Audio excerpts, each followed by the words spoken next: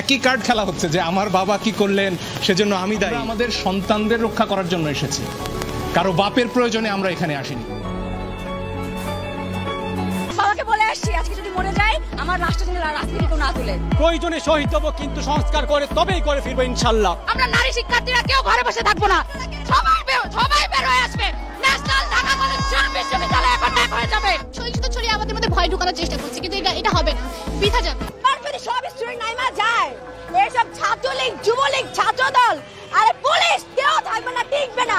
আপনারা কোনো নিউজ তো ছড়ান না, একমাত্র যমুনা টিভি ছাড়া আপনারা এখানে সব বাতাবি লেবু ছাড়েন। পুরাটা বিশ্বকে জানাই দেন এই যুদ্ধ চলবে চলবে চলবে যতদিন না আমরা জিততেছি। এক স্টুডেন্টের গায়ে হাত দেওয়া, 5-6 জন স্টুডেন্ট মারা, এসব মেয়েরা কি পাইছে? এবার তার থেকেও বেশি জিনিস আমি দেখাবো। আমার কিচ্ছু হবে না। 3বার আমার চোখের নিচে দাগ দেখছেন, আমার চোখের নিচে লাল হয়ে আছে, আমার শরীর গা ঝলসায় আছে, আমার সামনে ওই ব্লাস্ট করছে, ওগুলা ব্লাস্ট করার পর আমি তিনবার ভাইয়েরা সাক্ষী, 3বার আমি সেন্সলেস হয়ে পড়ে গেছি, তারপর আবার উঠে আসি, আমাকে খাওয়ায় আবার উঠাইছে, কারণ আমি পাওয়ার আছে আমার। এখানে আবু সাইদ বুকচিতে দাঁড়িয়ে থাকা অবস্থায় তাকে যেভাবে গুলি করা হয়েছে, কিংবা সর্বশেষ যে ভিডিও আমরা দেখছি যেখানে একজন সাধারণ মানুষ যিনি একটা নির্মাণাধীন ভবনের কিনারে বাইরে ঝুলে রয়েছে, ওই অবস্থায় আক্রমণ করা তো অনেক দূরের কথা, তার জীবন বাঁচাতে তার আসলে সর্বশক্তি দিয়ে ওখানে টিকে থাকতে হচ্ছে। সেই অবস্থায় বাচ্চারা তো ডাক দিয়েছে রাস্তায় নামার, এদেরকে তো আবার গুলি করবে, আমরা কি কিছু করতে পারি না? যাই হোক, বর্তমানে আমাদের অধিকারের মূল্য কত জানেন? মাত্র 5 GB ইন্টারনেট। কত আদরে ভালোবেসেছি তোমারই নেটও ঠিক হইল, দেশের পরিস্থিতিও অনেকটা স্বাভাবিক হইল, কোটারও রায় হইল, মাঝখান দিয়ে আমাদের মায়েরা শুধু তাদের সন্তানদের হারাইল। কত আদরে ভালোবেসেছি তোমার। সপ্তাহখানিক নেট কানেকশন বন্ধ করে দেশে গণহত্যা চালাইয়া পিস্তলের বুলেট শেষ করছো, আর এখন আবার নতুন অস্ত্র কেনার জন্য দিনে 4 ঘন্টা ব্যাংক খোলা রাখা প্রবাসীদের কাছে রেমিটেন্সের আশায় হাত পাচ্ছ।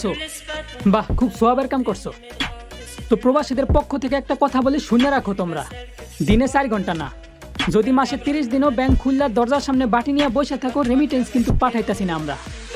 তাতে প্রবাসীদের কোন পাইবা ফালাইও তোমরা। আমার কষ্ট লাগছে, এখানে এত ছাত্রছাত্রী কিন্তু শিক্ষক আমি একা। একজন শিক্ষক বাংলাদেশের অভিভাবকের মতো এতগুলো ছাত্রছাত্রী আছে, আমার কলিগদের উচিত ছিল আশেপাশে থাকা। ছাত্রদের প্রোটেকশনের আগে শিক্ষক যদি আগে আঘাত না পায় তাহলে সে কিসের শিক্ষক? সবাই কোটার পুলিশ, সবাই কোটার পুলিশ।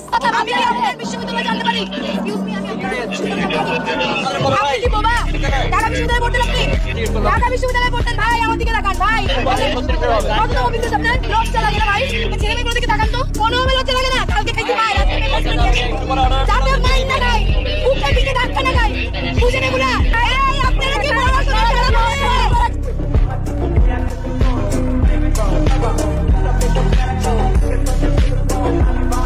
নাশকতার জন্য 10,000 20,000 গ্রেফতার করেছেন, 2.5 লক্ষ বলে আসামি মামলায় কয়জনকে গ্রেফতার করেছেন? আজকে আমরা পত্রিকার ফুটেজে দেখেছি ছাত্রলীগ যুবলীগের হাতে অস্ত্র, ইউনিফর্ম করা পুলিশ, যার চলমান প্রমাণ, তাদের গ্রেফতার করছেন না। নাশকতা কে করেছে কোনো ফুটেজ তো দেখি নাই, হতে পারে ওনারা জড়িত আছে, কিন্তু কোনো প্রমাণ নাই এখনো। প্রমাণের আগেই 1000 গ্রেফতার করে ফেলেছে।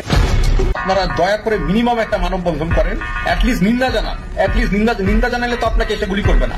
আর যদি তারপরেও ভয় পান, আমার উপর দোষটা পাই দেন, বলবেন যে আসিফ স্যার বলছে যে ইয়ে করতে, মানববন্ধন করতে বলছে, এবং তাকে অ্যারেস্ট করেন, তাকে হত্যা করেন, যা ইচ্ছা তাই ওনারে করেন, ওনার কথা শুনে আমরা বলছি।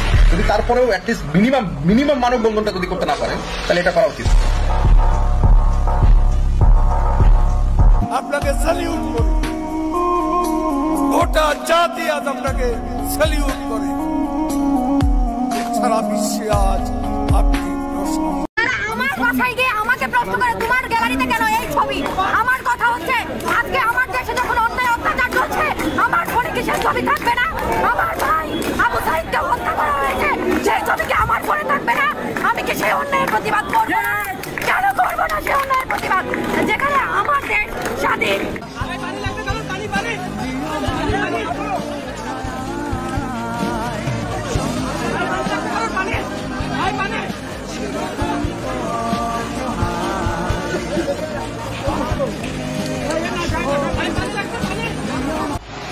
আমার বাবা মা কেউ বাড়ি নাই।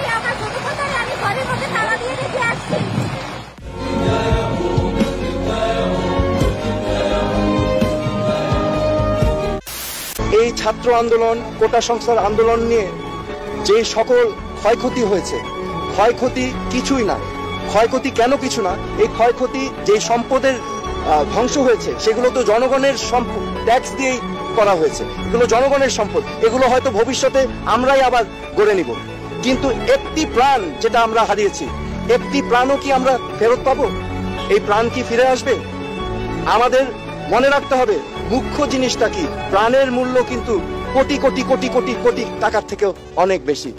আজ থেকে ছাত্রলীগ কোনো মিটিং মিছিল তো দূরের কথা, আমি এখন থেকে প্যাটলিগ, নো ছাত্রলীগ, অনলি প্যাটলিগ।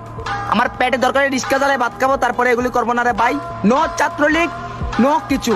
এখন থেকে প্যাটলিগ, এই যে দুধ দিয়ে মুখ ধুইলাম,